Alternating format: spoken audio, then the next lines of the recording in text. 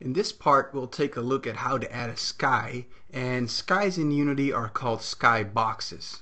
Now in my scene here, I have deleted the terrain and the trees and all that because it slows down capturing a little bit, but for yourself, don't feel obligated to do the same because skies look beautiful when applied when there's a terrain active in the scene.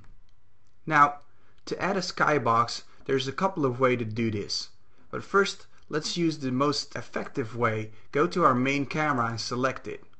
Now in the camera you can see there's a couple of things already. There's a GUI layer, a flare layer, a mouse look script and some other things. But in this camera settings themselves you can see a setting called clear flags, and this is set to skybox. Now there is no skybox in our scene yet, and what clear flags basically does is these are all the things that are rendered when there's no geometry. So for example, when we look at our game view from this camera, you can see that there's nothing in the sky, so basically the background color that is set here is picked. If I were to change this background color, you can see it changes immediately in the game as well. However, our clear flags are set to render a skybox, but currently there's no skybox component attached to this camera.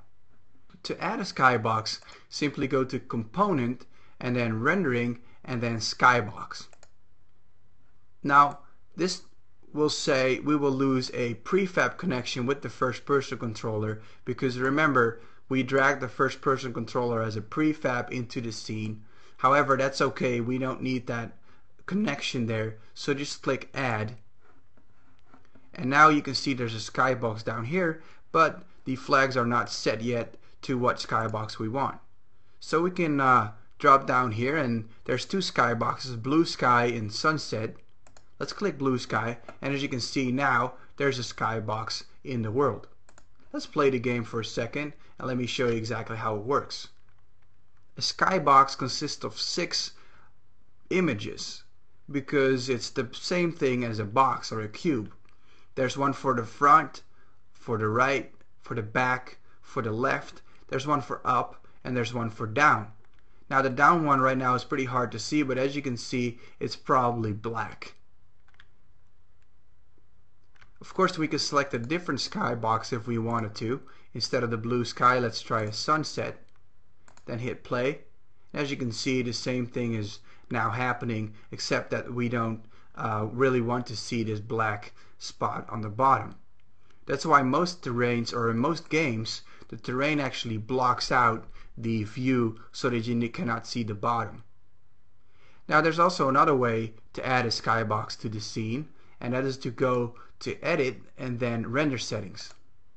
And in our render settings we can also select a skybox, and that is set with the skybox material right here.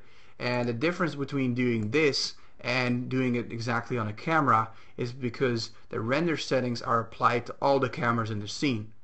So if you want all the cameras to have the same skybox, then set your skybox here. If you want every camera to be slightly different or to see a different skybox, then do it on your camera or all the other cameras you have in your scene. And that's basically how skyboxes work.